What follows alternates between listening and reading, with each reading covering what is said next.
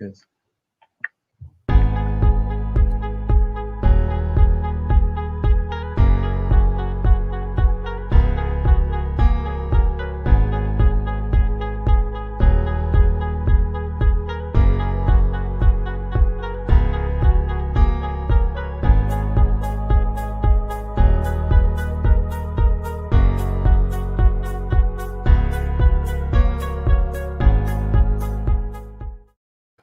You've got the Wooded Soul podcast, and we are continuing where we left off last week. Here we are, aka the Wooded Soul. DJ Dougie over there, the best podcast you've never heard of. And we are here weekly on YouTube. How you guys doing? YouTube and Facebook Live. If you are on YouTube right now, hit that share button, hit that like button, and subscribe to our podcast because our numbers are going up and down and all around and things like that. And we just enjoy you guys being here. We thank you all for being here every week as me and Doug just get together for an hour and start talking about things that that affect us in the world and and in our daily lives, and it's just, you know, it's one of those things that you do. You guys get to sit in on something that's non-scripted.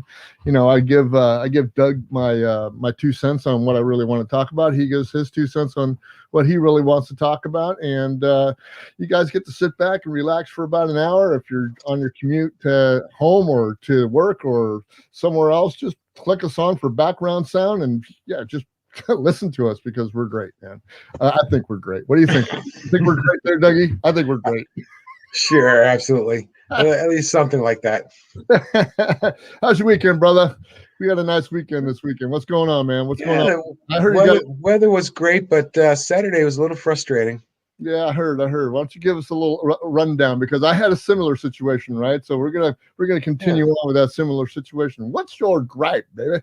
Well, so the benevolent trash disposal company that we have, Recology, decided that they would have a special weekend for dropping off paint. Mm-hmm. So I went through all of my cabinets, cupboards, looked under the trees in the back and the old tarps and the burnt out lawnmowers, and I gathered up like 25 cans of paint. That, and along with like 7 bags of just garbage that, didn't need to be in the house. I mean, you can't tell anything changed. I mean, so obviously it wasn't necessary, right? So we drive over to the dump and we go past. It says closed.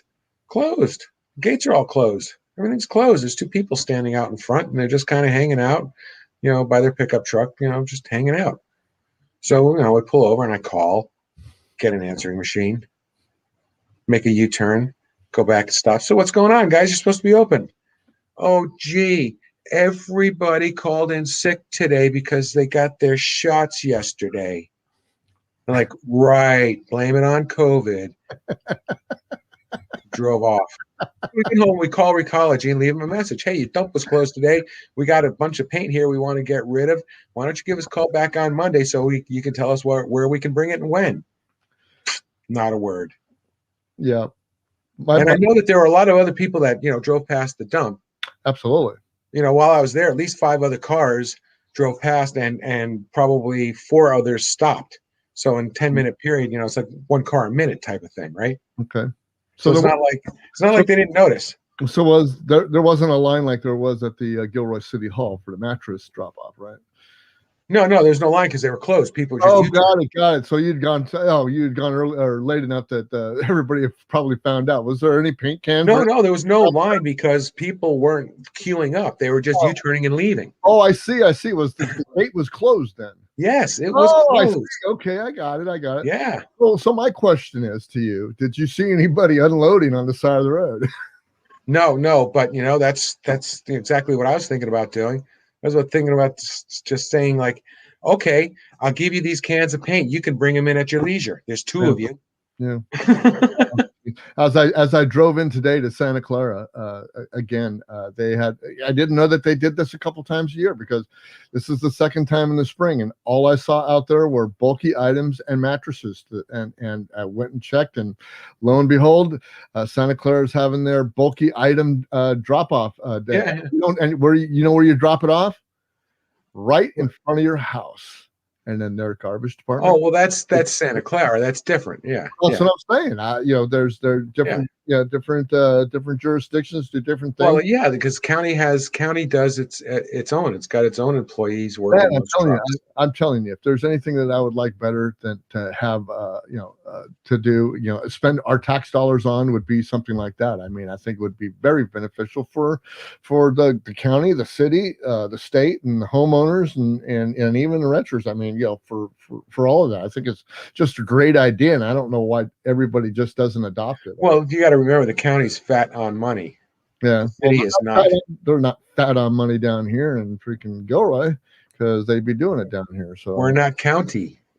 We're Gilroy. We live in Santa Clara County. But we're not. We're incorporated Gilroy. People who live in unincorporated county get that stuff.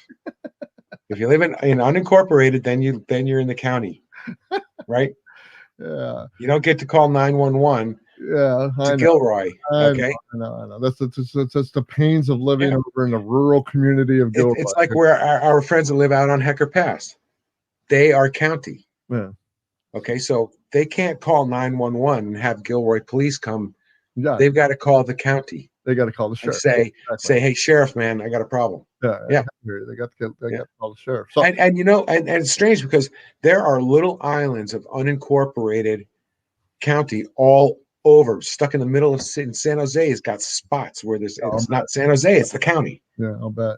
But the county actually doesn't run the Santa Clara thing. Santa Clara does. I mean, Santa Clara is really kind of an entity in its own self. Santa Clara is a city, so they get to do what they want to do. They have their own water. They have their own water company. They have their own electricity company. They have a lot of their own stuff. I mean, they pay a little bit higher city taxes and stuff than everybody else. But hey, I would. If they were going to give me that, I'd freaking pay a couple more pennies, a year for my property tax in order to cover that. But I don't see how what we're paying to Recology couldn't buy us a better service. I don't understand it. I don't understand it. I look at my bill and I look at it raised anywhere from $3 to $5 a year because the city of Gilroy said that's the way that they wanted to structure their contract. So they're up for contract again this year. We'll see what happens with that, but I'm pretty sure that they'll fly out the flying colors. 3 to 5. Garbage is becoming a big hassle, right? You see how big Metcalf is. When you were a kid, that was a valley. Oh yeah, I understand. I know. Believe me, I know. Yeah. It was interesting. I was talking to my sister today on the way home from work, and she's a realtor, and she was complaining, or not complaining, but she was bummed out because she lost a sale for somebody, because now in Gilroy, there's not one house in Gilroy that is listed for less than $800,000. $800,000, and we read the paper and we see the mean price of a house. Yeah. $800,000. Yeah. And it's not much better than Hollister. So anymore. Another 25, about what, 12 miles away or something like that. $800,000. It's freaking amazing, man. It's another 25 minutes. Yeah. Crazy, man. Yeah, but it used to be you could buy 5 acres. 10 years ago you could still get 5 acres for $500,000, $750,000. Just crazy. Now you can't. You can get a house like ours. Crazy prices out here. Crazy prices. But you know what? We got this beautiful weather, man. It was nice and warm all weekend. We got to spend our Saturday night with you, man. Thank you for coming over. Well, it's funny that you mentioned your sister. Yeah. Because I saw your sister over at the winery on the east side there a few weeks ago, right? Yeah. And we just happened to be talking, and that subject came up, and it's like, we've got this beautiful weather, blah blah blah. Our property costs are really high. Our taxes are pretty high. Pretty high. They're not the highest in the country, but they're up there. We pay a lot of other little shitty taxes, quarter cent here, quarter cent there, depending on what town you're in and all that stuff, right? Mm. But we don't have to have 2 complete sets of clothes, right? One for the winter, one for the summer, and even the clothes in between when you mix them. What do you mean? Tracy's got her winter clothes, and she's got her spring clothes, and she's got her. Yeah, right. Yeah. She's got 4 pairs of boots and 3 parkas and 4 sets of gloves and 5 scarves. Sure, she got winter clothes. Right? Yeah. Tell me about it. You don't know what winter is, so don't even talk about it. I have not one closet in my house for me. Yeah, same here. But anyway, that's another subject. Yeah. All right. No, but she was saying, you might spend a lot of money on air conditioning, but you really don't have to. I mean, there's ways to remediate that. We get by with spending. I mean, maybe in the 21 years we've lived here, maybe there's been 6 months through all those years where we had to have an air conditioner on every day. Yeah. It's just not that big. It cools off at night. You let the cool air in. You close it up. Keep the curtains closed. You're fine. I got a good buddy of mine, contractor, solar guy, that came in, put solar on my house and stuff like that. It cost me about $30 a month to run my freaking air conditioner. Yeah, well, that's fine. It doesn't make it right. He's a good guy. He's a good guy. Doesn't mean that you should. He's a real good guy. What do you mean doesn't run my air conditioner? Why don't you get an electric car? Well, we had a great weekend. Anyway, yeah. So anyway, also, you the air conditioner, $30 a month. Okay. Fuel oil, in a New England state, especially, say you go north of into New England, not New York or New Jersey or Pennsylvania, but even like in New York, eastern New York, or up, Michigan, Montana, whatever, Minnesota, you're spending $400 to $600 for a moderate house to heat it. Crazy. For a month, for 4 or 5 months a year. Crazy. Your cars only last 5 years. You got to have 2 sets of tires for your cars. You got all sorts of rocks and sand and shit grinding your paint off and making your windshield fog. So I honestly believe that the reason why things are so expensive here is because we have extra money to spend, because we're not spending on all of that stuff, and they are going to figure out a way to take your money from you. Exactly. Period. It's always been whenever I started saving considerable money on one thing, something else goes way up.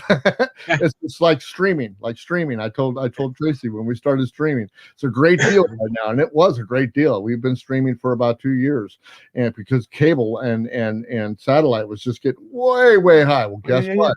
Guess what? It's caught up.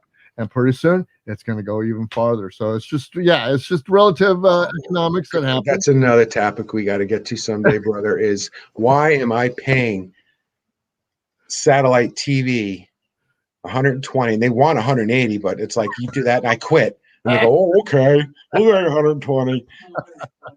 Anyway, why am I paying all this money to watch commercials? Let the fucking advertisers pay for my broadcast. That's the way it used to be, man. That's the way it used to be. What happened? 2021, man. We're not in the 1970s anymore.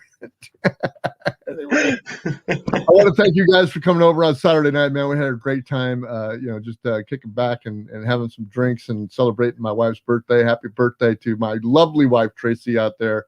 We had so much fun. And just thank you, everybody else who contributed and wished Tracy a happy birthday through Facebook. I just want to thank you guys from the bottom of my heart. We just had a great time. We went out Sunday out to Capitola, out to the beach, and had a couple drinks at one of the little beachside bars there, and just had a real good time, real easy going weekend. But I did do one thing and shot a video that I want to share with you guys, because I keep telling you guys that I love to give you gardening advice, and this one is about composting. It's very short, and then I got a real itty short one just after it, and I just want to share it with you guys real quick. This is about composting and what I've done, and we're gonna have Josh Forsyth from Forsyth Farms coming on within the next couple of weeks to talk to us a little bit about urban gardening and stuff like that, what you can do in your own yards, something like mine. So I'm just going to share this real quick with you guys, okay? And believe me, I've had this thing. If you look at the box, I've had it up to here a couple of times. So I just finished turning over all of my box, And I tell you, I've had this. There's my dog right there, but I tell you, I've had this box going for about 2 years now, and believe me, I've had this thing. If you look at the box, I've had it up to here a couple of times with all kinds of vegetation, and it packs down and it makes this nice little soil that you got here. Now I've got some clumps in here that are grass, and they need to break down a little bit more. In fact, they stink a little bit, but that's the part of the decomposition that you want. So what I'm going to do here is I'm actually going to help it out. I'm going to stop this box, and this weekend I'm going to make another compost bin, and I'll show you that. I'll have my wife out here videotaping while I make it, and I will show you exactly how to make a compost bin. But we're going to cover this one up with the tarp. We're going to call it done. I covered up with the tarp because right now we're having a little bit of good hot weather, and once I put it over a tarp and I can get this soil really heated up, it'll decompose the rest of the way, and I will have some nice compost to put all in my garden here, because my garden is growing really good. I've got all kinds of things going on around here. Here's my boat. I'll have to tell you the story about the boat here one of these days, and then our tomato and beans and all that stuff's coming up, and all because I compost. So whenever you guys want to tune in and see this, I'm going to show you how to make this compost bin. Okay, talk to you later. Bye. There's a little sawbug right there. By the way, there's a little sawbug right there that we were talking about this last week on our show. And there he is. He's loving it in there. He's just having a good time.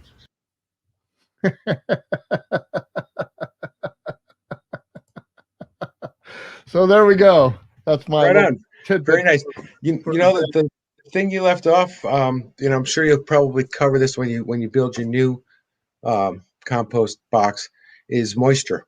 Right. In our weather, it'll dry out, and if it dries out, it'll stop decomposing. Yep. There's a couple of things that I want. I just really wanted to show everybody that I compost and stuff, and just one of the things that we're going to be looking forward to on the Weathered Soul podcast with some of the other things that we like to do. I'm a real advocate for gardening, organic stuff. And do you ever augment your compost? By adding maybe some, old flower pot soil, or maybe some manure or something like that in it? I absolutely did. This year I put in some chicken manure, and I never, ever, rarely throw away any of my potted soil. Anything that we're going to do and just redo from last year or something, that goes in there. And then Brother Bob actually went over to UCG Farms, I think it was. Anyway, he drove into some place, and they said, "Hey, would you like some mushroom compost?" And right on. He brought home a whole truckload of mushroom compost and gave me a couple of big old bags of it. So that got in there this year, and let me tell you, there's no doubt that compost bin is about 40 inches tall, and I've had that thing filled up over the top several times. Yeah. Well, as it decomposes, it shrinks. Decomposes, decompose. And you would think, when I pack that thing, and I've had it packed, pack, and it just packs right down.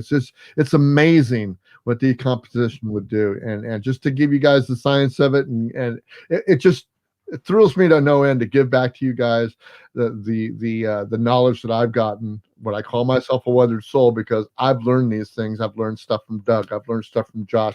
I've learned stuff from other people that grow. And it's just like that. I need to give that back, because people need to know how to be self-sufficient sometimes with themselves. And if you got a little bit of yard, or you just love plants, got to know how to take as I've gotten older and weaker, I actually made my compost bin with a removable slat at the bottom, so I could take one board out the bottom, and then I could shovel the compost out from underneath, instead of turning the whole thing over and taking the good soil out and then turning it back like I used to do.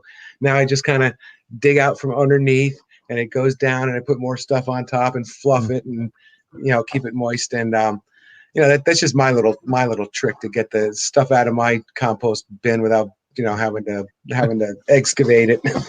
Telling you, if you're going to watch Weathered Soul podcast and you're going to learn about gardening and stuff, what I'm talking to you about right now takes a lot of strength. It takes a lot of patience. It takes a lot of blood, sweat, and tears and things like that. I mean, guys can go out, you can get a landscaper, you can get a gardener that comes up and do that and all that. It costs a lot of money.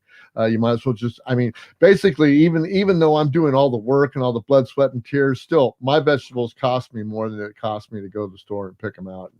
That's another topic too. Is, I know you have the love of growing. My older brother Matt, who actually be out to visit. I hope you'll meet him at the end of the month. Gardens to the point where it's like, who's going to eat all this food?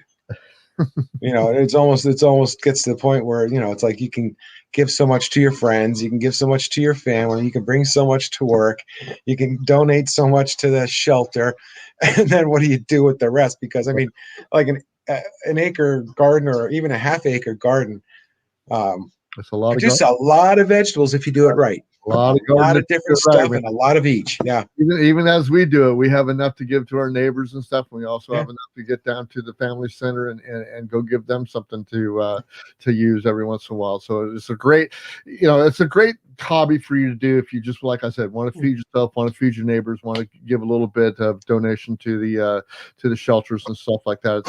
And if you like cooking, then totally worth it. Yeah. And if you like cooking, and you can cook your veggies, you can can them, all that sort of stuff, and have them all year long, which is a whole nother hobby. Right.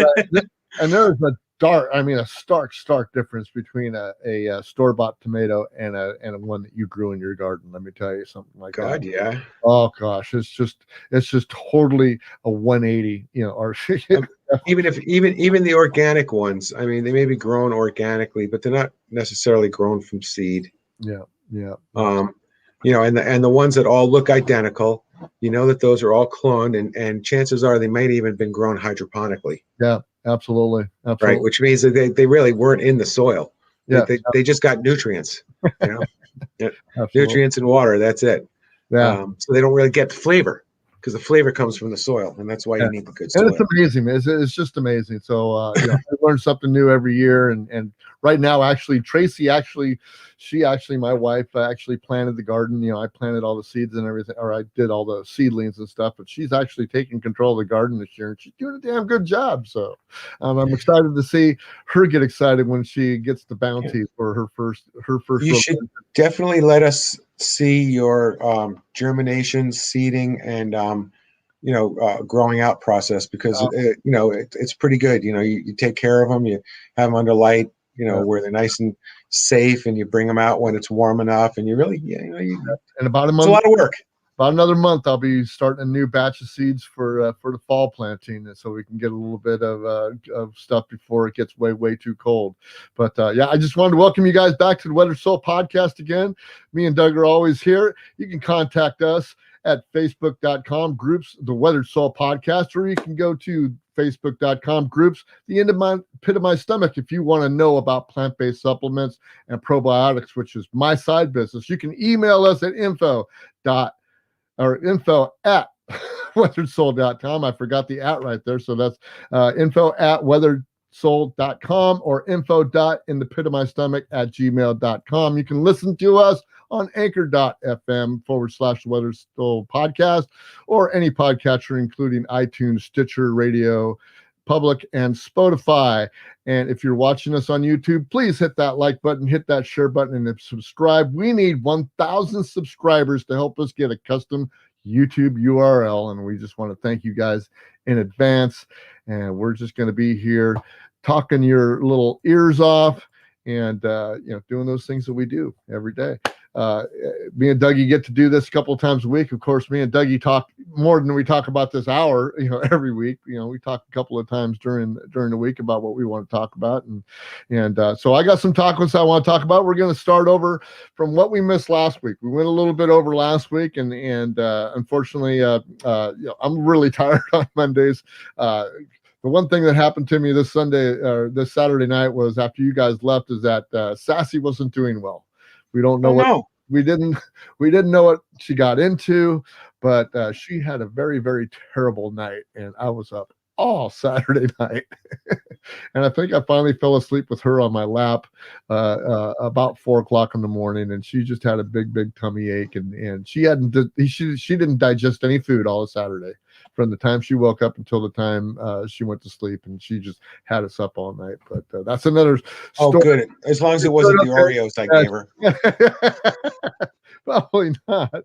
But we're going to continue where we left off last week, because I wanted to bring up some of the stuff that's going on with the Second Amendment. We're going to be talking about the difference between rights and privileges, and we're going to talk about a little bit about the transgender sports issue that's come to light in the last week or so. Actually, it's been in the news for quite a bit, and we're going to talk a little bit about that. But Montana, the governor of Montana, Gianforte, had barred state and local law enforcement from enforcing federal restrictions on firearms, making it the latest slew of Republican-controlled states to adopt Second Amendment protections. This is out of the Republic.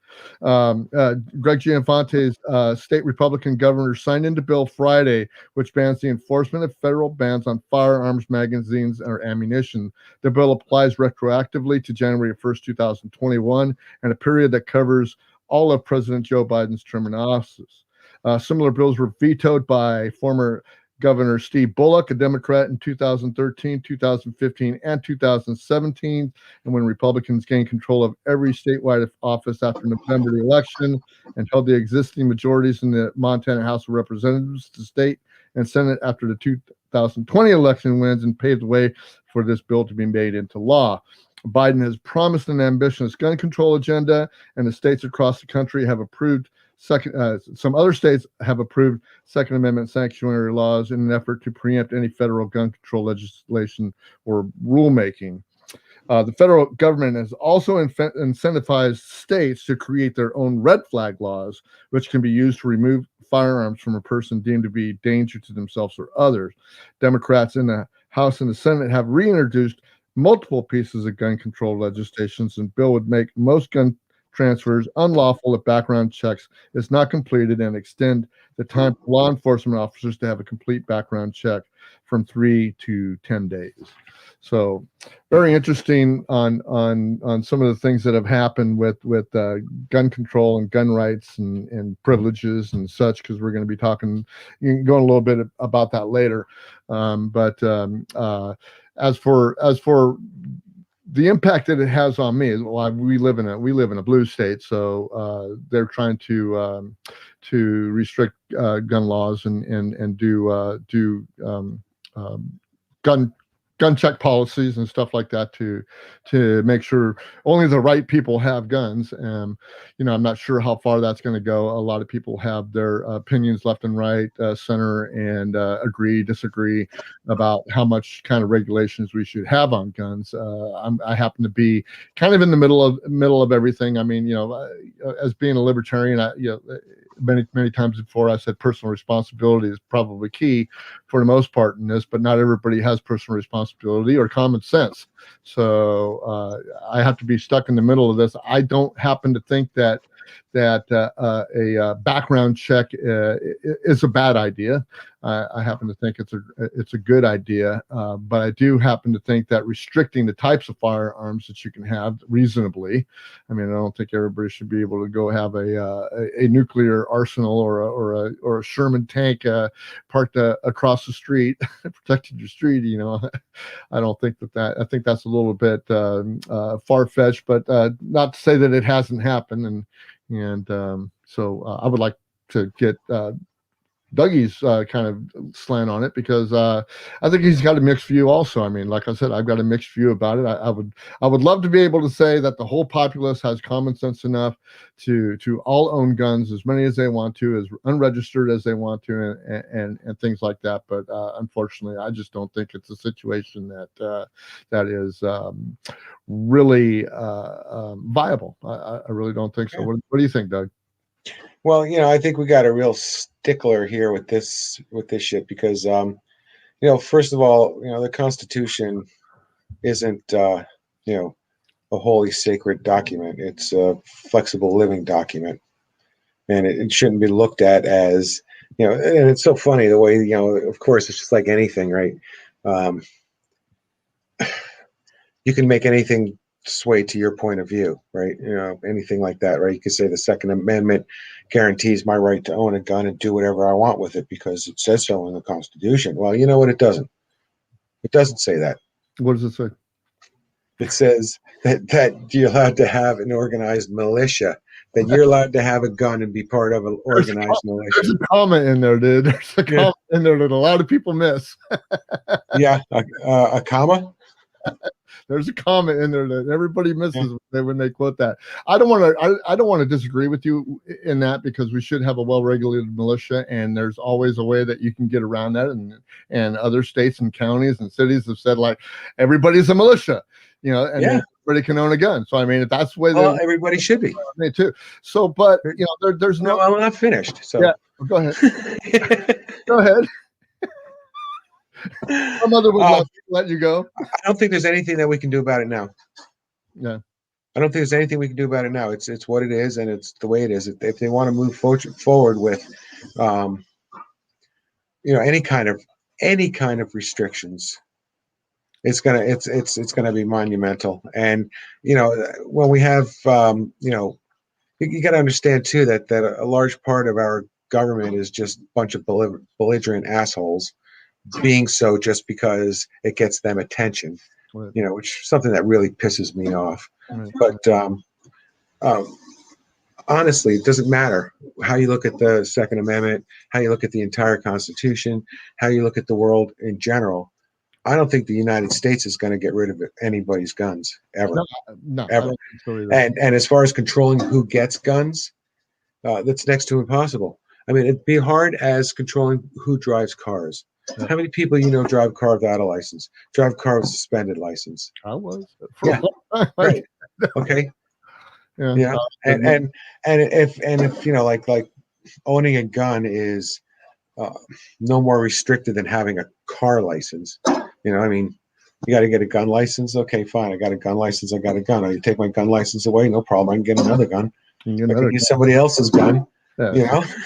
I think it's always been, the genie has always been out of the bottle, and we're going to find some way to destroy ourselves or protect ourselves one way or the other, whether it be guns, rocks. Well, I'd like to look back in history and see, what actually instigated it, because it wasn't always like this. I'm sorry, as far as what the gun ownership thing. Yeah, I don't know either. I mean, I know in the last 20 years, 30 years, NRA has had a big play in a lot of propaganda bullshit that's really kind of fucked up our sense of right and wrong for a lot of people. But at some point, somebody must have wanted us to have guns for a reason, and that's why we have them. And if it backfired in their face, tough shit, you shouldn't have had it given us guns back then. How's that sound?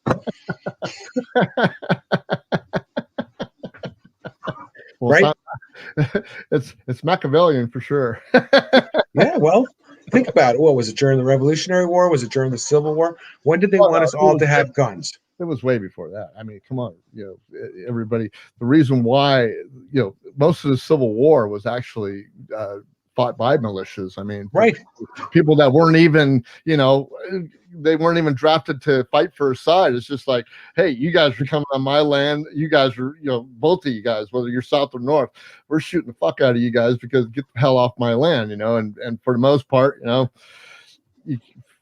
the difference between a musket and a cannon is a bigger boom, So I mean, a lot of these people lost their lands and well, yeah, and there was a lot of people who weren't like regular army, right? Yeah, exactly. So they were like, yeah, okay. When the war comes, when the war comes to my property, I'll join up with the side that's defending my property. Kind of. That's probably what most of it. Well, a lot of it was like that, but not all of it. But still, and the Revolutionary War was a lot of like that too.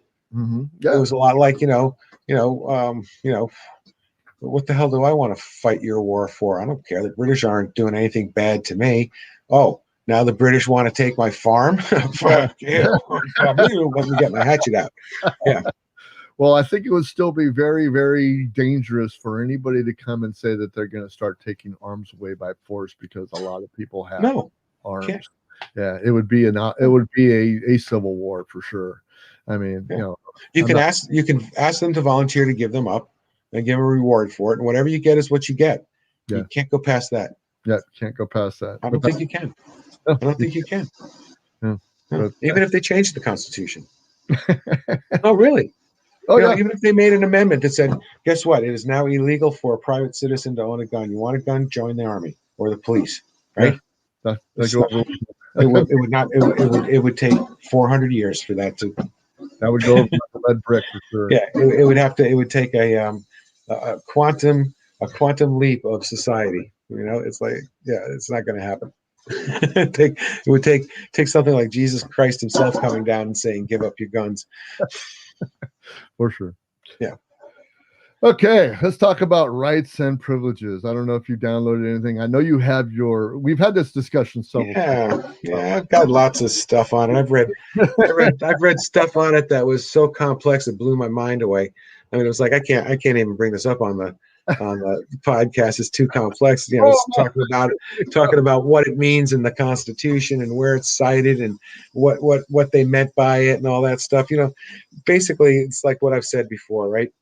A privilege is a certain entitlement to immunity granted by the state or another authority, any authority, to a restricted group. So in other words, if you're restricted from doing something and then you're allowed to do it, that's a privilege, right? It's either could be through right of birth or a conditional basis, right? And it's onward. A right is an inherent, irrevocable entitlement held by all citizens or all human beings from the moment of birth. Right. Okay. So a lot of things that we may call rights are actually privileges. Right. So I got something off the Republic again. I went to this website and found, I started doing rights and privileges and stuff. I would just like to read this little short essay to you guys. It's my right to say whatever I wish to you. I'm privileged and I have this forum what to do it with. You get the difference? A lot of people don't get the difference. And unfortunately, many of them are legislators. Understanding the difference between rights and privileges is critical for citizens trying to live under a law in a free society. And far too many lawmakers spend most of their energy trying to blur the distinction between the two. Consider a couple of proposals in our little laboratory of democracy, the Indiana General Assembly. Representative Chris Campbell, Democrat of Lafayette, wants to allow illegal, if you are or if you prefer undocumented immigrants, to drive on the state's roads and get insurance for their vehicles. Marion County Prosecutor Ryan Mears agrees, saying it's not a legal issue, but it's a human rights issue and a human dignity issue. Driving is a privilege, not a right. Those granted the privilege have met certain conditions, such as being a citizen of a certain age and agree to abide by certain requirements, as obeying the rules of the road. But Campbell and Mears want us to think of it as a right. Senator Mark Stoops, a Democrat in Bloomington, wants to require Hoosiers to provide safe storage for any guns in their homes. And Senator Jack Sandlin, a Republican in Indianapolis, wants to allow retired law enforcement officers to carry guns in schools. Bearing arms is a right, not a privilege, is acknowledged in the Bill of Rights, and the Supreme Court has affirmed that it applies to individuals. Stoops and Sandlin want to water it down to a privilege, Stoops setting the condition for its granting, and Sandlin granting a group an exercise if not allowed to other groups. Granting is the key word here. Rights are not conferred by anyone, and they cannot be taken away or altered by anyone. They are inherent. Call them natural or God-given, depending on your metaphysical inclination. They belong to all of us equally, simply by the virtue of the fact that we are human. Properly understood, the Constitution does not give us our rights, but to protect our rights we were born with. Privileges, on the other hand, do not belong to all. They are given to some and withheld to others. They are always conditional, subject to change, and outright removal to those authorities controlling them. They are unequal by nature, some people always having more and some less. And often a privilege involves actually taking something from one group and giving it to another. It is unfortunately far too easy to get rights and privileges mixed up. Through rights exist outside the government and privileges exist within them. The reality still is still that rights cannot exist without government. For a right to be meaningful, someone with authority and power must both also recognize the honor of that right. There are no rights in anarchy. There's a loophole our legislators use to happily mix and match our rights and privileges, replacing one with another however it suits them in the case given. Doing either way is to increase the legislator's sense of well-being. They have sworn to serve the public, but know deep down inside that it needs enlightened guidance by others who can provide. Eroding a right into a privilege opens up the door for bureaucrats and legislators or lawyers of the administrative state to add fathomable nuances and incalculable exceptions to the maze of rules lesser mortals must navigate. Pretending a privilege is a right allows officials to pit groups against each other, elevating groups to a favored status and downgrading others to a lower class. Either way, the individual citizen is diminished, which is the point. I remember a phrase from the Army that is familiar to anyone who has served in the military. Rank has its privilege. It has always been uttered with the contempt that sprang from an unrevelated citizenship. We all wore the same uniform, followed the same regulations, had the same obligations, except, of course, officers who ignored the rules because they knew they could. And George Orwell said it most memorably. You remember, all animals are equal, but some animals are more equal than others, and this is no way to run a republic. So that's my little essay that I got out of the Republic today. I would have liked to research that a little bit more. Oh, Pine. Well, if you like what they said, that's probably why you read it. But no, I actually I don't think any of that is any good. Okay, well, give me the other side. Well, the only right you have is to breathe and to die. Everything else is a privilege. Don't get confused because a piece of paper says, oh, this is a right, that's a right. Because it's not a right.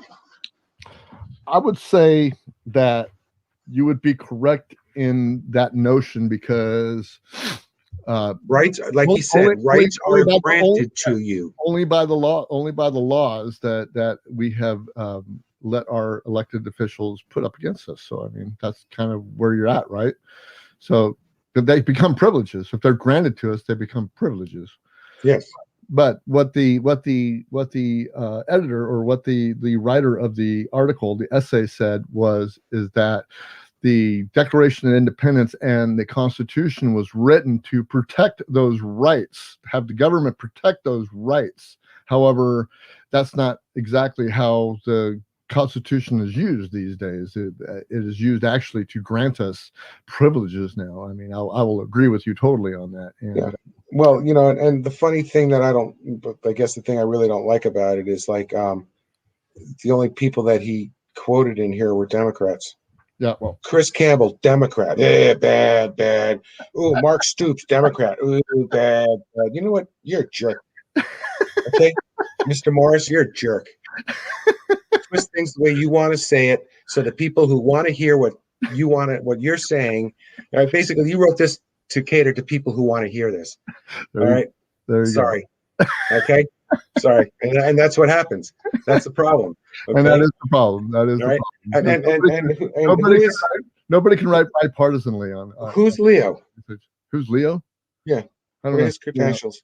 Who are you talking about? Let's see. The guy who wrote that article. Oh, Leo Edits? Columnist for the Indiana Policy Review. Okay. Leo Morris is a columnist. So this is just an opinion. This isn't even from a scholar or anybody with education or that knows constitutional law. It's just a lousy opinion. Well, that's all we have is opinions. I mean, they're like that's all we have. But he's writing an opinion, an op-ed to you. Exactly. Okay. To you. Did I say that I agreed with his opinion? No, I didn't. No, but you read it. You repeated it. I repeated it. So if you didn't agree with it, you shouldn't have propagated it or perpetuated it. No, because that's where stupidity comes from. Stupidity comes from people propagating stupidity. Okay, instead of enlightenment. Oh, I'm sorry. we bring those things to light so we can talk about them back and forth. And of course, Yeah, I expected you to do exactly what you're doing right right. now. However, the fact is, I know you bait me. I know but, you bait but, me, but but that's okay. the fact is that we both believe that the current environment of what we say, quote, our rights are actual privileges, and Yeah. people. A right is an inherent, irrevocable. Okay, inherent means it comes from birth. Irrevocable means it cannot be taken away. Entitlement held by all citizens and all humans. Okay, Mhm, got it. from the moment of birth. Mm-hmm. So what does that leave you?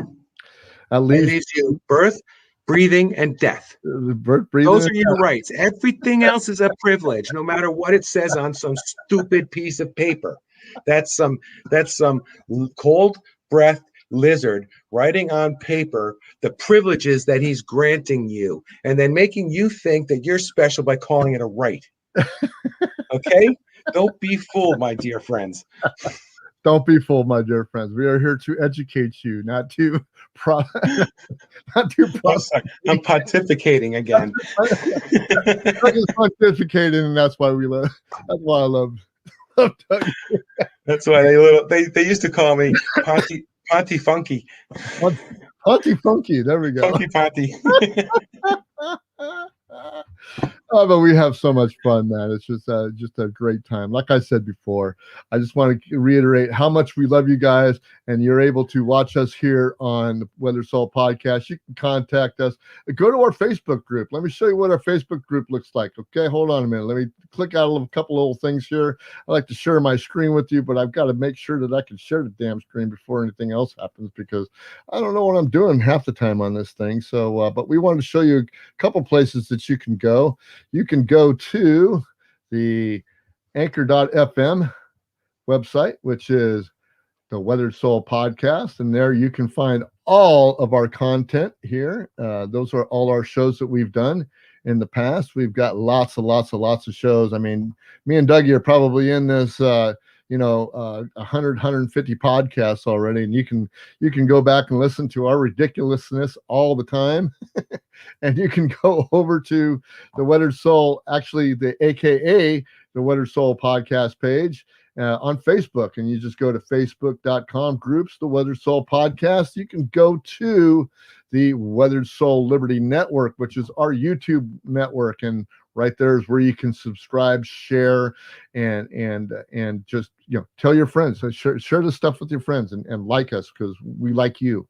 We like you to listen, because when you listen to us, it makes us all cheery inside. And Dougie gets all fuzzy and warmy, and he gives me a call and says, "Hey, they're listening," and then I gotta calm them down, but. But we have a good time. We have a good time. Open your mic, Dougie. You got to open the mic. Yeah. I wasn't saying anything. I was just going yay. But we get to do this every week. You get to sit in on what we call a Zoom call, which I hope is going to end pretty soon. I really do. As you can see, the HAM studios back here is getting all fixed up and ready to go, and me and Dougie will soon be in the studio instead of doing the Zoom call things. But we do the same thing as we do back and forth here as we would just do in the studio, and I can't wait to actually have a live podcast in my brand new studio, and that'll be coming up, within the next couple of months, I'm sure. But you got, yeah. We'll wait till my laptop dies anyway. But you can also support us too if you want to go to the podcast page for as little as 99 cents. Well, where can you find a deal like that for 99 cents monthly donation? You go to anchor.fm/Weathered Soul Podcast. You'll get a weekly newsletter from AKA the Weathered Soul. And I've got a lot to say. And I might even put in what he wants me to put in every once in a while. You just have to wonder, because Doug's an excellent writer. I mean, he's not on social media, he's not on Twitter or anything like that, but he is an excellent writer. He's an excellent op-ed guy. So I really want to get him involved in this. But you will get a weekly newsletter from us, 99-cent donation on that. So if you give us $4.99, not only will you get a weekly newsletter, but we will answer to your comments and questions during the Community is Unity Summit, which is coming up pretty soon. And we don't have a question for that this week, so it might not, but we will be talking about community and unity. But for $4.99, we will absolutely comment on your comments and your questions. And for $9.99 a month, I will give you a 30-second read to promote your product, your website, or your business. One read per month for $9.99. You can't find advertising for any better than that price. And I just would love to be able to have more sponsors on this show. Right now, Plexus Worldwide is my only sponsor, and I do a ad for Anchor.fm if you listen to the audio portion of this podcast. And we would just like to have more advertisers. So we're going to get on to our last topic of the day, and we're going to talk about transgender sports issues. And me and Dougie haven't really done a lot on the LBTG alphabet soup thing that they've got going on with the gay issues and stuff like that. But transgenders has really been into the news the last couple of weeks, and 5 states banned transgender girls from school sports, but segregating sports. This is from the Washington Post. Says it hurts all girls sports. But I got something to say before I read into this post, and I got to go on record to say this. And it's not that I don't have a problem with transgenders in general, because I don't care what you do. If you want to say that you're a girl and you're a boy, that's fine. If you want to say you're a boy and you're a girl, that's fine. I believe in the science of you are a sex what you are when you were born. If you got a penis, you're a boy. If you got not penis, you're a girl. I mean, that's just the way that they do it. Science has said that. Science has backed it. Blah blah blah. Doug has a couple of things to say also about other things different than transgender sports, but I think when it comes down to the physicality and the actual strength, I mean, there is a difference between men and women. There's absolutely, science has proven it. There's chemical differences. There are physiological differences. Especially post-puberty. Yeah. Especially post-puberty, because that's where the big problems start. Yeah. And this thing with the transgender sports issue, it doesn't affect me at all. I mean, I want to talk about it. I just don't want an opinion about it. I just want to talk about it. I think it's an interesting discussion. But I really think that especially when boys go into girl sports, I think that is really a huge unfair advantage. I mean, because you think about it, you get a boy going onto a track team or something like that, and he is just decimating girls on the track squad, or weightlifting, or anything, or wrestling, or anything like that. Anything that's real physical. I really believe that men, boys, males have a distinct advantage only because of their physiology and their chemical makeup. And I just think it's unfair for girls sports to be accepting transgender boys, males. And nobody take this wrong. And Bruce is not insulting women, saying that they're weak and frail. They're saying the boys are bigger, and that's all there is to it. I mean, so let's put the shoe on the other foot. Let's say that the girls want to come in and they want to play football. They want to be a linebacker. They want to be a blocker. They want to be a quarterback. And believe me, a woman, I'm sorry, I love you guys. You're great, but a lot of you are frail, and it doesn't take too much. I mean, we already have a concussion problem. We already have all kinds of other health problems that are associated with physical sports. You start blasting females on the football field and things like that. And you have a problem there, and I just think that at least a lot of girl sports are not that much contact. Even a lot of boy sports now are less contact. Like football isn't the same as it used to be. Mm-hmm. You still got wrestling, but that's kind of getting out. Boxing is kind of going. You don't have like YMCA boxing clubs as much as you used to, and things like that. But nevertheless, just even in softball. Okay, would you want to be the catcher trying to block the plate from some transgender boy running down first base who weighs 40 pounds more than you and has more muscles and, you know, Yeah.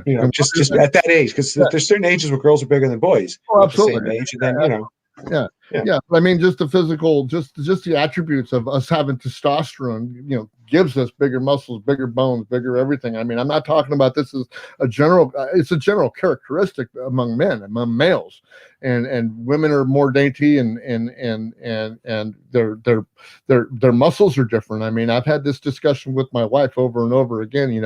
We both sometimes have weight problems and stuff like that. We go on diets and just, well, it's much easier for you to lose weight than it is because women are different. And I'm going like, yeah, you're right, women are different. But to be able to make that difference distinctive between this transgender issue, I don't know where to draw the line. It's a matter of fairness to the other girls on the team. I think it is. I think it's a fairness to the and I think that's the issue that they're concerned about. Yeah, well, Washington Post. But of course, a lot of Republicans just have to be mean about it. Dougie's always going to rail against the Republicans, even though he is one. But anyway, in 2021, the state legislative season, 34 states are considering banning transgender girls from playing on girls' interscholastic sports teams. Tennessee, Mississippi, Arkansas, and South Dakota have already enacted those bans into law, joining Idaho, which in 2020 became the first to do so, which is going to be reviewed by the Ninth Circuit Court of Appeals this week. As a matter of fact, just guys let you know. Most of the debate over these laws is over what's most equitable. The research of Elizabeth Sharrow of the Washington Post reveals how sports became the focus of these disputes over transgender equality and suggests a different approach entirely. I want to read a couple of lines just off of the women's sports under Title IX. These anti-transgender laws challenging the federal civil rights requirement under Title IX of the Educational Amendments in 1972, which built on the 1964 Civil Rights Act. Title IX mandates gender equitable, non-discriminatory opportunities for all students in classrooms, sports teams, facilities, and programming. It has been especially effective in expanding women's access to college and graduate school education. School-sponsored athletic opportunities for girls and women have also proliferated. In 1971, the year before Title IX became law, only 7% of high school athletes were girls, and today that figure is 43%. Almost all of these opportunities are girl-only teams. Title IX's policy implementation guidelines since the 1970s required schools to invest in new teams specifically for women and girls. Only under limited circumstances may girls compete on boys' teams or vice versa. So that's just a short version of the op-ed. You can get those. All these show notes are in the show notes on the pages. So whether you be on Facebook Live or whether you be on YouTube or whether you get us on Anchor.fm, all the links to these articles will be there. But and a lot of the hangups on this too is a lot of let's say waspy, but it's really more of that just heebie-jeebie thing that certain people get, about where are they gonna shower, are they gonna ride in the same bus, and when they go on road trips, where are they gonna, who are they gonna stay, where are they gonna, all that kind of stuff, which is another big problem, right? I mean, that's the logistic end of it too, not just the physical end of it. And I think that's all bullshit. Actually, I think that can be easily handled. Yeah, I think when you're talking about high school sports, if you're talking about junior high school sports, minor sports, if you're talking about high school sports, I think that there's a problem there, only because of the fact that guys are guys and girls are girls, and that's just the way that you're. Well, that's and you're already. So I mean, and then there's the whole issue of genitalia. Yeah, well, yeah, exactly. But I think once you get past a certain age, I mean, really, you've seen one, you've seen them all. But I mean, once you get past a certain stage of your transgender transformation, if you get if you have a transformation, I mean, there you go. I mean, here's the way I break it down. And I thought about this, about the transformation. If somebody wants to go ahead and do the transformation, let's say, you do a total sex change or something like that. I mean, you really can't tell anyway. So why would you even come out and say that you were a man and I'm in a girl's sport? I mean, why would you even say that? Because you were transgender. After the it takes place. I'm at a loss for words. Well, wait a minute. Are we talking about, sexual reassignment? Right. But I mean, in these, you said, grade school and high school. No. I don't think that any child should be able to do sexual reassignment surgery at all. I don't. Right. So just because a boy wants to dress up as a girl, he wants to play on the girls' soccer team. That's what they want. Is that what we're talking about? That's what we're talking about. Yeah, that's what we're talking about. Yeah, that's exactly. That's not fair. That's not fair. Yeah. That would be like an episode of South Park. How about I go like this and go to the Special Olympics, and get 4 gold medals. And it is not. And it's not fair. But as you crawl up the ladder to sports, I think it's less of a problem. But I still think that the general issue here, and from what I read in all these sports articles, is that it's basically the men going over into the women's sports. I mean, as far as women coming over into the men's sports, I don't see that as being the issue. And I don't. Is there a problem with it? No, I don't have a problem with it. But I do have a problem with the people, but I have a problem with, a physical boy playing on a girl's team, regardless of how he feels and what kind of clothes he likes to wear. Exactly. Well, I'm sorry, it's not fair. Yeah, well, Kaitlyn Jenner seems to oppose the transgender girls competing in school sports. And Kaitlyn Jenner, the former Olympic champion, Bruce Jenner, and I just said something wrong. But I mean, really, that's that actually thought came into my mind. Yeah. Bruce is Bruce a better athlete than Kaitlyn, or would Kaitlyn say that she can compete with her old self, or But anyway, so Kaitlyn came out because she is running for California governor during the recall election. And that 1976 decathlon elected Olympic gold medalist who came out as a transgender woman in 2015 told the TMZ reporter that it is a question of fairness. That's why I oppose biological boys who are trans competing in girls' sports in school, Jenner said Saturday in a brief interview in Malibu parking lot. It's just isn't fair, and we have to protect girls sports in our schools. In March, the International Federation of Sports Medicine, which represents about 125,000 physicians in 117 countries, said data is scant on the advantages or otherwise of trans athletes, but that each sports needed to meet its own physical demands. Let me see. One last little quote. Trans men have sparked less controversy as trans men have sparked less controversy as the extra strength that comes from testosterone taken from transitioning is widely seen as no barrier to safe and fair competition. Now, I don't agree with that, but because I think that testosterone and men in general just are naturally and physically just stronger women. And like you said, this no offense to the women out there who listen to us. This is just the way I grew up, the way that I know. The way that I've seen, and I just know that there's probably a lot of women out there. I played softball with a lot of women on co-ed teams that can hit freaking softballs farther than me. They can run faster than me. They can do lots of things faster than me. There's nobody saying women can't be athletes. Right, that's not the point here. Exactly, but I think that the point is fairness. Yeah, I think that we have to be fair, especially in the lower ranks when we're talking about youth sports, high school sports, and maybe even college sports. I mean, I really don't know how far it goes up the ladder.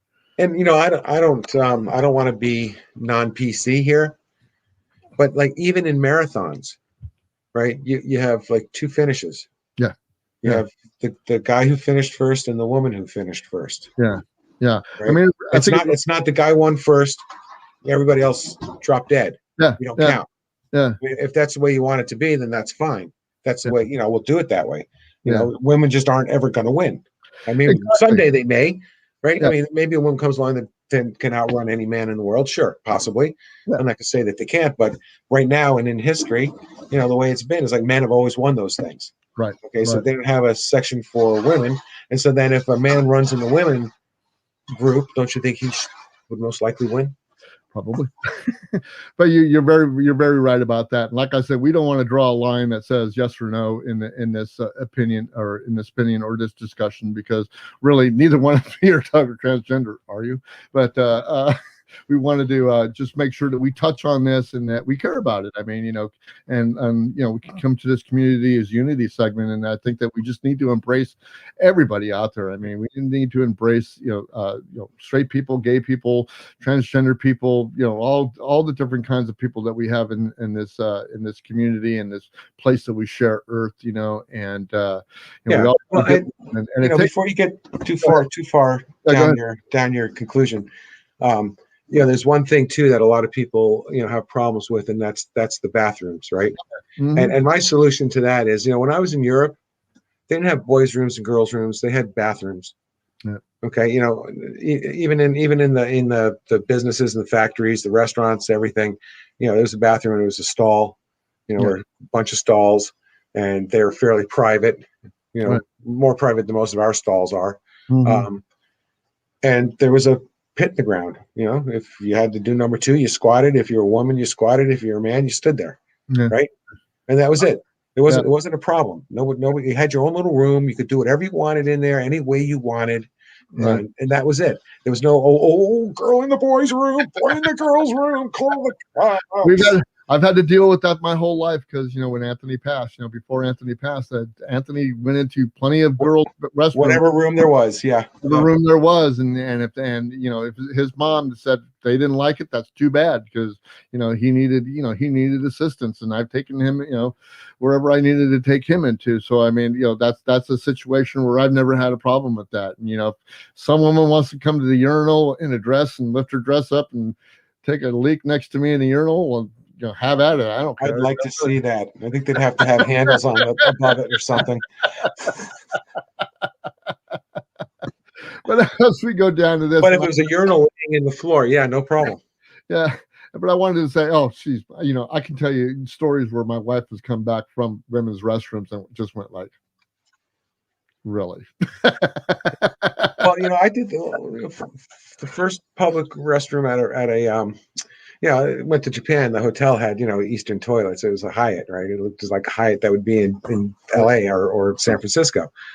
But when I went to a bar and went to the bathroom, there was a urinal laying in the floor, and that was it.